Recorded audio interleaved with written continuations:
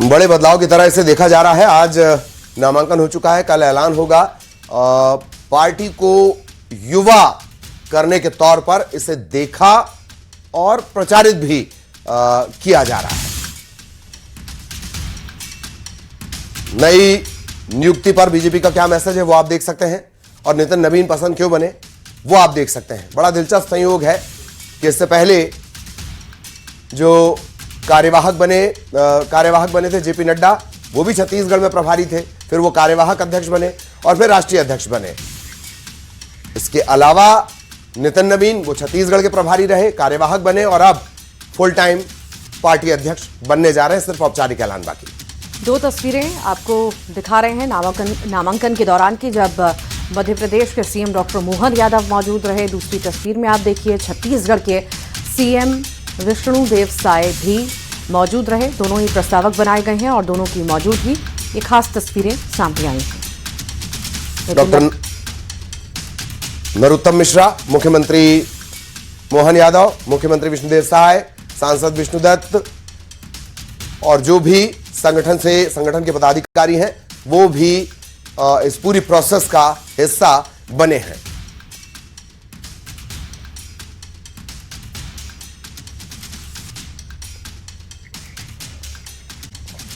महिलाओं और कथावाचकों पर विवादित बयान का सिलसिला थमने का नाम नहीं ले रहा। इस बार छतरपुर के चंदला से पूर्व विधायक आरडी प्रजापति ने कथावाचकों पर विवादित बयान दिया है। साथ ही महिलाओं पर भी आपत्तिजनक टिप्पणी कर दी है। प्रजापति ने रविवार को भोपाल के भील दशहरा मैदान में अनुसूचित जाति, जनजाति और अन्य पिछड़ा वर्ग संयुक्त मोर्चा के महासम्मेलन में यह बेहुदा बयान दिया। इस पर सियासत गर्म है।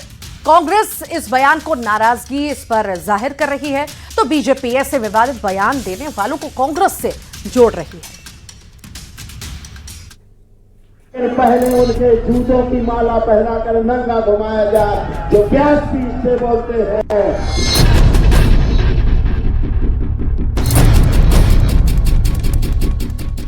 मध्य प्रदेश एक बार फिर विवादित बयानबाजी को लेकर सुर्खियों में है और इस बार विवादित बयान दिया है छतरपुर जिले की चंदला विधानसभा से पूर्व विधायक आरडी प्रजापति ने।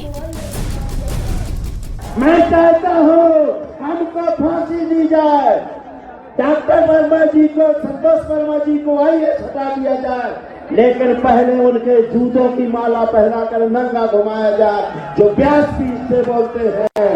ऐसे आदमी की लड़ाई लड़ना चाहिए दोस्तों। भेल स्थित दशहरा मैदान में ओबीसी, एसटी और एससी संगठनों के संयुक्त महासम्मेलन के दौरान प्रजापति ने कथावाचकों और महिलाओं पर टिप्पणी की। महासम्मेलन आईएएस अधिकारी संतोष वर्मा के समर्थन और विभिन्न सामाजिक मांग को लेकर आयोजित किया गया था, लेकिन मंच से दिए गए बयान ने पूरे आयोजन की दिशा ही बदल दी, जिसे लेकर अब सियासत भी गरमाने लगी है। लग गई है इस प्रदेश के अंदर कि बार बार या तो कथावाचक या महिलाओं पे आपत्तिजनक वक्तव्य देना, स्टेटमेंट देना। कथावाचकों और महिलाओं का टिप्पणी बंद करें। लोग अपनी राजनीति सेकने के लिए आप कथावाचक और महिलाओं को टारगेट न बनाएं, क्योंकि ये देश महिलाओं की पूजा करके, उनका सम्मान करके ही आगे आज अगर विश्वगुरु है तो इसीलिए। आरडी प्रजापति जी के उन शब्दों की निंदा करता हूं कि हम संतों का सम्मान करते हैं, संतों का आदर होता है, लेकिन इस तरीके से बात करके केवल वाहवाही लूटने का काम और उन तथाकथित जो अपने आप को सेकुलर बताने का काम करते हैं, पीछे से उनकी जो ताकतें काम करती हैं वो समाज को विभाजित करने का काम करती हैं और इस रूप में इनकी कड़े शब्दों में निंदा करते हैं। इधर संत समाज भी आरडी प्रजापति के बयान का विरोध करता नजर आ रहा है। सारे मानक टूट गए, मर्यादा के धागे टूट गए, देव खड़े अदालत में और तुच्छ विश्वमन को जुड़ गए।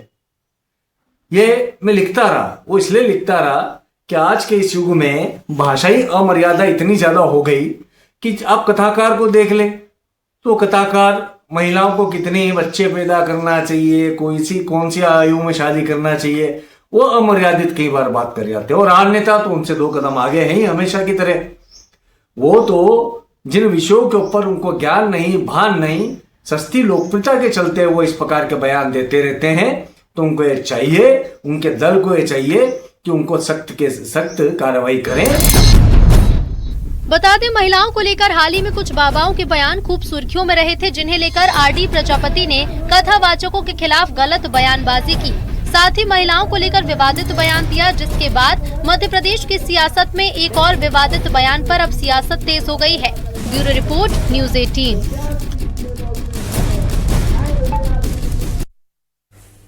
इधर भोपाल में अपनी मांगों को लेकर कर्मचारियों ने प्रदर्शन किया है। शिक्षा विभाग के स्कूलों और जनजातीय विभागों के छात्रावासों कार्यरत अंशकालीन कर्मचारियों ने न्यूनतम वेतन देने और नियमित करने की मांग को लेकर ये प्रदर्शन किया है। उधर कृषि विभाग के कर्मचारियों ने ई अटेंडेंस को लेकर अपना विरोध जताया है।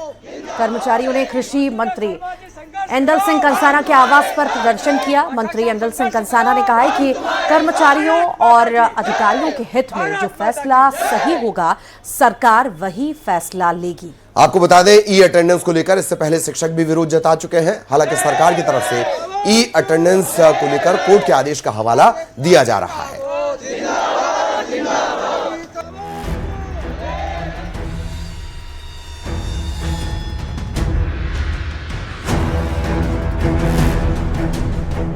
भोपाल में अस्थायी कर्मचारियों ने अपनी मांगों को लेकर प्रदर्शन किया। कर्मचारियों ने डीपीआई के अधिकारियों को ज्ञापन सौंपा है। बताया जा रहा है कि कर्मचारियों ने न्यूनतम वेतन और नियमितीकरण की मांग को लेकर शिक्षा विभाग से मांग की है। प्रदेश के स्कूलों और छात्रावासों में ये कर्मचारी कार्यरत हैं। सालों से काम करने के बाद भी अब तक नियमित नहीं किया गया है। साथ ही कर्मचारियों के वेतन में भी विसंगतियां हैं, जिनको सही करने की मांग काफी लंबे समय से की जा रही है। इनको शासन के द्वारा तय न्यूनतम वेतन है जो 12,500 है, जो हर किसी काम करने वाले को मिलना चाहिए, वो इनको न्यूनतम वेतन दिया जाना चाहिए। नंबर 1।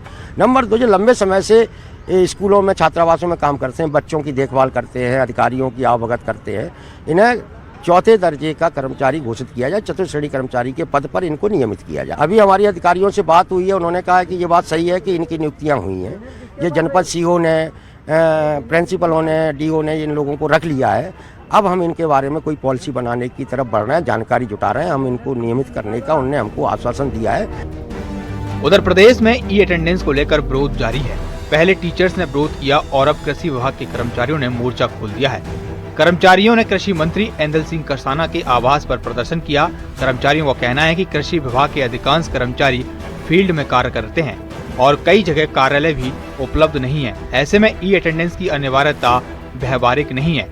मंत्री एंदल सिंह कंसाना ने कहा, अधिकारियों और कर्मचारियों के हित में जो सही होगा वही निर्णय सरकार लेगी।